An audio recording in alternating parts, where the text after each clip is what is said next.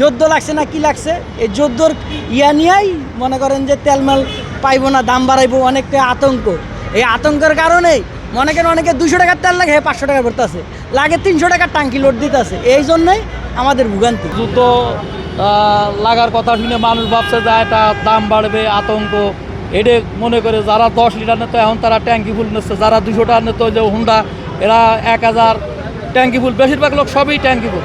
বলতে পারি না কত টাকা আসে, বলতে পারবো কত ফুল ট্যাঙ্কি নিতেছি না পাই, কেন নিচ্ছে? নিতেছি দরকার আছে, আন্তর্জাতিক সমস্যা সমস্যা বলতে পরে বয়ে খাওয়া লাগবো।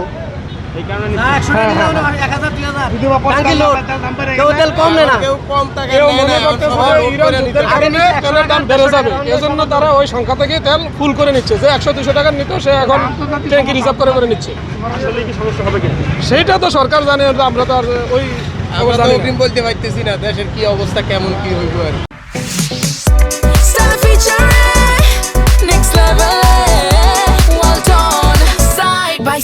ফ্রিজ 40 মিনিট এখানে লাইনে দাঁড়াইছি, মানে সুমত্রায় পাম্প বন্ধ, আবার এখানে যে পাশেরটাও বন্ধ, এই কারণে এখানে ভিড় বেশি।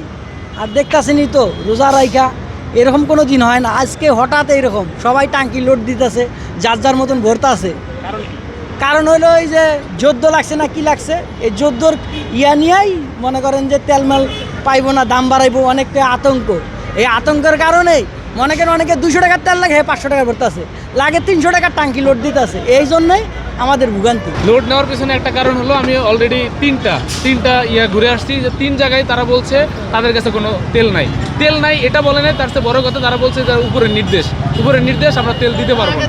মানে তারা এইটা ফুল হ্যাঁ, মানে এটাই হলো একমাত্র কারণ যে ফুল তেল, উপরের নির্দেশ অনুযায়ী তারা তেল দিচ্ছে না, কিন্তু তাদের কাছে অ্যাভেলেবেল তেল আছে। এটা কি মনে হয় কিনা যে পরে দাম বাড়ানোর পরে ওনারা বিক্রি করবে? হ্যাঁ, দাম বাড়ানোর পরেই বিক্রি করবে, তাদের কাছে স্টক আছে। এখনো যদি যায় আপনারা রিচেক দেন, দেখবেন যে তার কাছে অ্যাভেলেবেল তেল পাওয়া যাবে, কিন্তু তারা আপাতত স্টপ করে দিয়েছে। আমাদের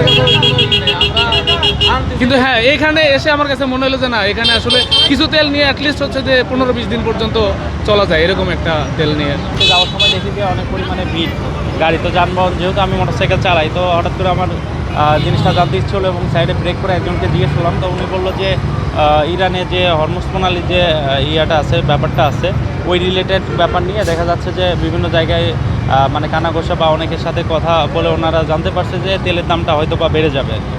এটার উপর ডিপেন্ড করে দেখা যাচ্ছে সবাই চাচ্ছে যে হচ্ছে এখনই ওদের মানে ওনাদের যে বাইকগুলো আছে ওটার জন্য দেখা যাচ্ছে তেলটা রিজার্ভ রাখার ট্রাই করতেছে আর কি। ওই জন্য সবাই দেখা যাচ্ছে আমরা লাইনে দাঁড়িয়ে গেছি। ইতিমধ্যে আমরা পাশের একটা পাম্পে গিয়েছি, ওখানে যাওয়ার পর হচ্ছে আমরা তেলের জন্য বললাম, তো ওনারা অটোমেটিক বলে দিচ্ছে যে ওনাদের তেল নাই অথবা অন্য কোনো কারণ থাকতে পারে, হয়তো বা জানি না।